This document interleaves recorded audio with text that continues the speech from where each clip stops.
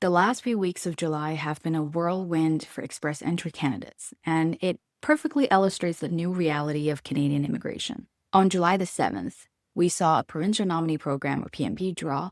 The very next day, on July the 8th, a Canadian experience class draw went out with a high CRS score of 518. Then on July 21st, another PNP draw. And on July 22nd, a large draw specifically for healthcare and social services occupations with a CRS of 475. You might have already noticed that these draws for the month of July this year certainly look quite a bit different from those of last year and the year before. And these numbers might be a source of hope for some people and intense anxiety for others. You have probably been asking yourself all this time, why these draws? Why these scores? And what does this mean for me? That is exactly what we're going to break down today. This video is essential for you because by the end of it, you will not only understand the 2025 pattern of the express entry draws, but also finally get why that happened in the first place. More importantly, you will have a clear plan of the various strategies for your own circumstances to increase your chances of that ITA in the next round, whether you're in Canada, overseas, in a prioritized occupation or not. So make sure you stick around till the very end. And my goal today is to give you clarity and a strategic roadmap. Understanding this new landscape is no longer optional, is the absolute prerequisite for boosting your chances of getting an invitation to apply within the shortest time frame possible. Without further ado, let's dive in. Hi, if you're new to my channel, I'm Bella. I'm a regulated Canadian immigration consultant, and my job is to help aspiring immigrants like you develop a personalized strategy that makes your journey to Canada as simple and stress-free as possible. That's the work I do with my clients every single day, and it's the same guidance I'll be sharing with you right here. To strategize effectively, we must first understand the government's intention. These draws are not random. They are the result of a calculated policy shift.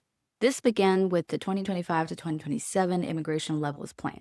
Now, in my previous video, I did a full interpretation of the new levels plan, and I encourage you to watch it for a deeper understanding of Canada's long-term targets. You'll find the link in the description. But the most critical takeaway for our purpose today is that the plan introduced a new structure for express entry, splitting it into two distinct streams, an in-Canada focus and federal economic priorities. This gives IRCC a clear mandate to divide invitations between candidates who are already integrating into the Canadian economy and those who work in specific sectors facing acute labor shortages.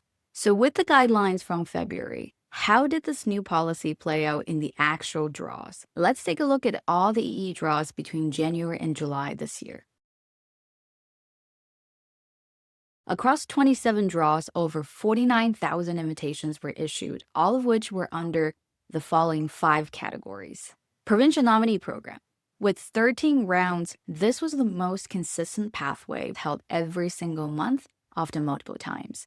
The CRS scores ranged from 667 to 802. Look intimidating, but it's crucial to understand that these are not base scores. They were inflated by the 600 additional points awarded upon receiving a provincial nomination, which highlights the intense power of this tool.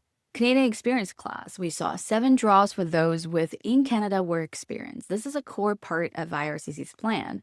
Frequent draws held in most months with a notable pause in March and April. But it's highly competitive, with CRS scores consistently hovering between 518 and 547. This tells us that there is a very large pool of well-qualified candidates already in the country, making it a challenging route for those with scores below this threshold. Healthcare and social services. 3 draws occurred with CRS score from 475 to 510. The steady once-a-month pattern from May to July suggests a sustained and predictable demand for these professionals. French language proficiency. There are 3 draws here, defined by a short, intense burst of invitations in February and March. Most importantly, they feature the lowest CRS scores of the year, between 379 and 428, making it the most accessible pathway by far. Education occupations, the single inaugural draw in May for this new category had a CRS cutoff of 479. The most profound trend is what's missing. Not a single general or all program draw was conducted in the first 7 months of the year.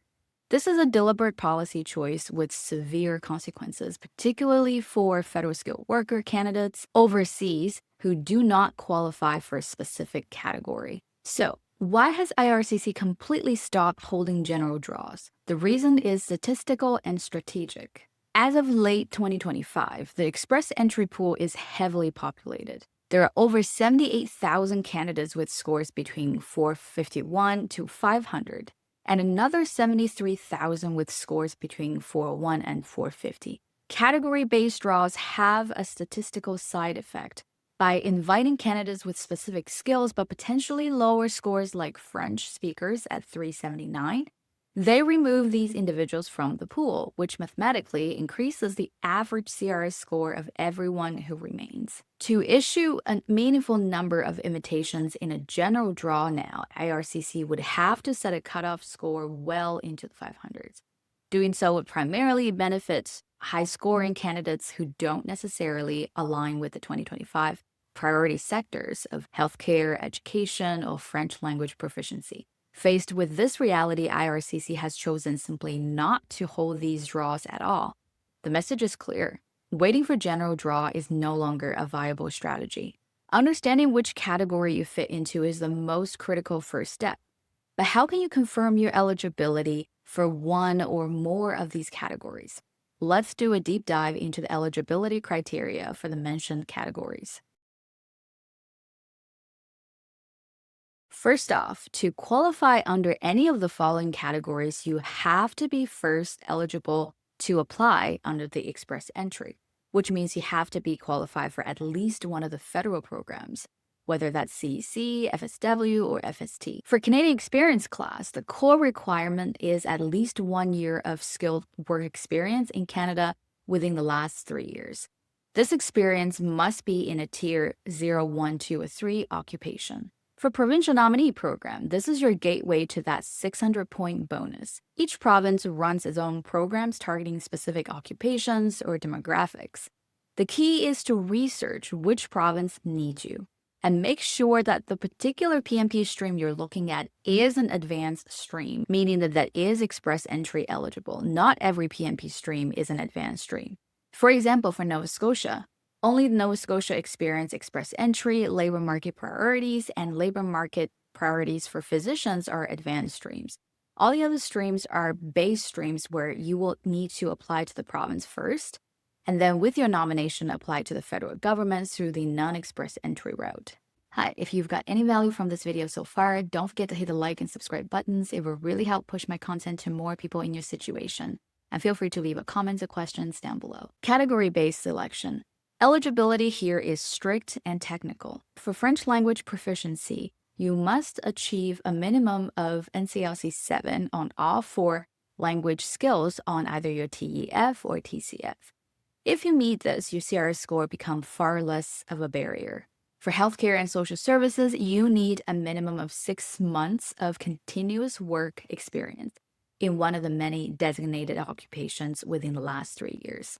In 2025, this category was expanded to include more social service roles, so it's definitely worth it to check the official list once again. For education occupations, this is a highly focused category.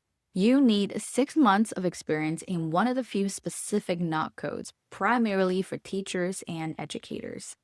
It's important to realize that the value of your CRS score is now entirely relative to the category you're in. For example, a CRS score of 450 is completely non-competitive in a CEC draw, where scores are over 515. The same score is also not competitive in a healthcare draw, where scores haven't dropped below 475. However, if that candidate also has NCLC 7 in French, their score of 450 suddenly becomes highly competitive, as scores in that category have been as low as 379. So what's the big takeaway here? Success is no longer about maximizing your score in a vacuum. It's about understanding which pathway values your specific attributes the most. Now, for the most important part, let's translate this analysis into a concrete plan for you. Before we do that, first you need to identify which of these 4 profiles best describes your situation. Profile A, the in-Canada candidate. So in this case, you have at least 1 year of Canadian skilled work experience, making you CEC eligible. Your CRS score is strong, perhaps in the range of 480 to 520, but you find yourself consistently just shy of the high cutoffs for CEC-specific draws, which have been between 518 and 547. If that describes your situation, your actionable strategy should be maintain and pivot. First, maintain your base. Your most probable path would still be a CEC draw, as these are a cornerstone of IRCC's in Canada focus. Your first job, though, is to ensure you maintain legal status in Canada and that your express entry profile is always up to date. Second, conduct a pivot analysis. Passivity is a risk. You must actively look for an edge. Meticulously review the official lists for healthcare, education, and other prioritized categories. Does your Canadian work experience fall under one of these targeted knocks? If so, ensuring your profile reflects this correctly could make you eligible for a category-based draw with a potentially lower CRS threshold. And 3, execute the power pivot, French. The most transformative step you can take is to pursue French language proficiency. Achieving an NCLC 7 score is not just a way to get more points, it actually moves you into an entirely different and far more advantageous strategic category, making you eligible for the lowest scoring draws in the system. Profile B, the category eligible specialist. In your situation, your primary asset is your direct alignment with a federal priority. You're a nurse with a CRS score of 490, a teacher with a CRS of 485, or perhaps a professional in another field who has achieved NCLC 7 in French. Your category eligibility is more important than your exact score. For you, an invitation is not just about outscoring the general pool, it's about meeting a specific, non-negotiable set of technical requirements for your category. So your entire focus must be on flawless execution. Your actionable strategy in this case should be technical perfection. First, your knot code precision. Ensure the primary knot code in your profile is an exact match for one of the occupations listed as eligible for your target category. There's zero room for ambiguity. Second, documentation audit. You must validate every single document. Are your language test results still valid, and do they meet specific threshold? For example, NCLC 7 for all abilities for the French category. Is your education credential assessment entered correctly? An expired test or a typo could render a perfect profile ineligible. Profile C, the high-scoring overseas FSW candidate. In your situation, you are the group most disadvantaged by the 2025 changes. You are a highly qualified professional outside Canada, a marketing manager, a financial analyst with an excellent CRS score, maybe over 500. But your occupation does not fall into any of the 2025 federal priority categories. You must accept that the general federal draw you are waiting for is not materializing. Waiting passively is a strategy with a vanishingly small chance of success. Your only viable path is through the provinces. Your actionable strategy in this case should be aggressive provincial pivot. First, shift your focus. You should immediately stop waiting for federal draw and start aggressively researching provincial nominee program. Second, target specific streams. Your research should focus on PNP streams that target your specific profession and, crucially, do not always require a job offer. A prime example is Ontario's Human Capital Priority Stream, which periodically holds targeted draws for various professional occupations. You must create profiles in the relevant provincial systems. 3. The French game changer. As a secondary but transformative strategy, learning French to the NCLC 7 level would move you from this highly disadvantaged profile directly into the most advantaged one, opening up the most accessible pathway in the system. Profile D, the deprioritized professional. In your situation, you are a professional whose occupation was targeted in 2023 or 2024, but was removed from the federal priority list this year. This includes roles like software developers, welders, or others in STEM and trades. Your actionable strategy in this case should be the provincial lifeline. Demand for your skills has not disappeared, it has been decentralized. The federal government has effectively delegated the selection of these occupations to the provinces, who are better positioned to assess their local labor market needs. Your path to PR now runs through provincial capitals, not Ottawa. So your first step should be to conduct targeted provincial research. Your strategy should be 100% focused on securing a provincial nomination. Shift your research from federal categories to provincial in-demand occupation lists. For example, a software developer with a NOT code 21232, no longer in a federal STEM draw, is a high priority occupation for Ontario's OINP tech draws and the BC PNP tech stream. A welder with NOC 72106 should be looking at provinces like British Columbia that specifically target construction trades in their PNP draws. Second, focus on enhanced PNP streams. This is a critical point. As you research, you must cross-check the provincial in-demand lists with streams that are enhanced, meaning they're aligned with express entry. Your goal is to get a nomination that adds 600 points to your express entry CRS score. This guarantees an ITA in a PNP-specific federal draw. The alternative is a base nomination, which requires you to apply for PR through a separate, often much slower process outside express entry. For that reason, your strategic goal should be an enhanced nomination. The conclusion from all this data is clear. The era of a single competition based on CRS score is over. Success is now dictated by your strategic alignment with one of the three dominant pathways: the in-Canada route, a federal priority category, or provincial nomination. You must stop thinking of yourself as a passive applicant in a simple queue and start acting as a strategist, navigating a system of targeted gateways. I know this is complex, and frankly, it can be incredibly stressful when your future is on the line.